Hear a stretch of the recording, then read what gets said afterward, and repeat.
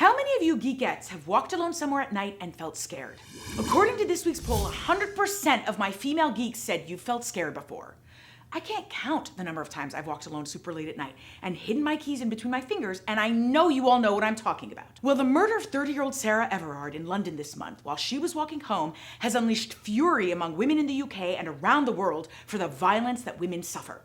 Sarah Everard was in a pretty safe area of London when she was kidnapped and then murdered by a police officer who worked as a security guard at the US Embassy.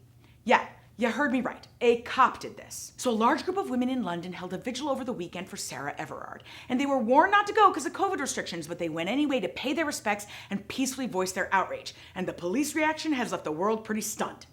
Officers pulled women away from the vigil, they handcuffed them, they pinned some of them to the ground, as though any of this was necessary. I'm not sure if I reiterated where this took place. This was in London. So the police said they did this because of the pandemic and the lockdown, except I'm not exactly sure why that allowed these cops to manhandle these women, or why these cops didn't behave similarly when a large group of bros drunkenly paraded in the street after a soccer game the week before.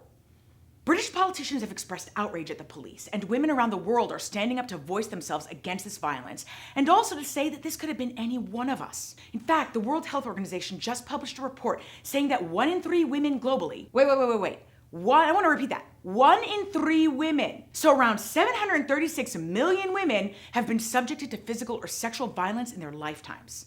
What in the actual FOPO? So I brought on my very good friend, my mentor, and female empowerment advocate, Gretchen Carlson, on to discuss. She's a broadcast journalist who never expected to be the face fighting sexual harassment, but it's a role she took on after being sexually harassed for years at Fox News by its chief, Roger Ailes.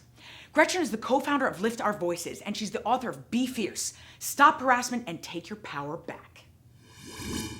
Gretchen, it is so good to see you. Thank you so much for joining me on Oh My World.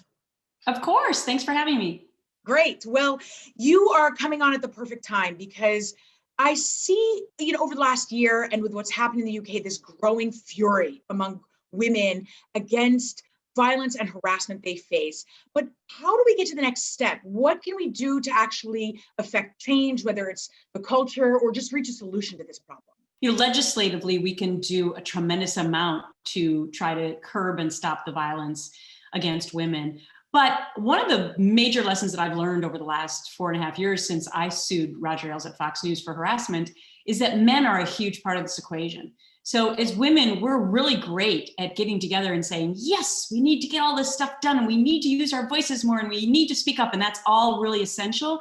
But we also have to engage with men and encourage them and invite them to be on our team.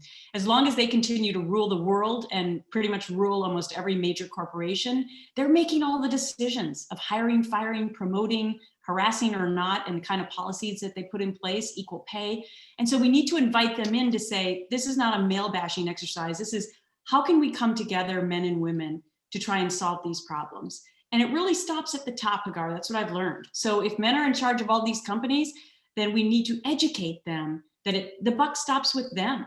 And we need to invite them into the conversation and hope that they'll join our team. 100%. Well, not at least until women take over, I guess. Well, that's true. Definitely. So tell us also about your bill. You have a bill to eradicate forced arbitration in the workplace. What's the latest on that?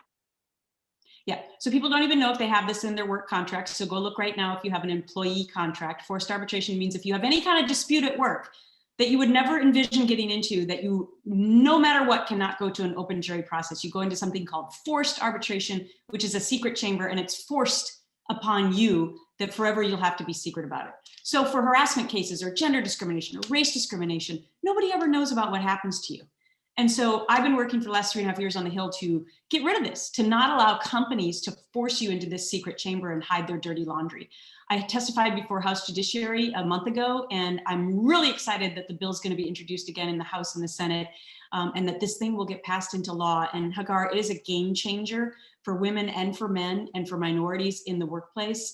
For any disenfranchised group, this is a huge game changer because they can't hide anything secret anymore. I'm so excited. Well, I think it'll pass. I look forward to it. And thank you for your work on this. Thanks for having me. Am I enough of a geek today? Yes. And thank you for your glasses and for being a glorious geek. I appreciate it. Of course. Thanks again.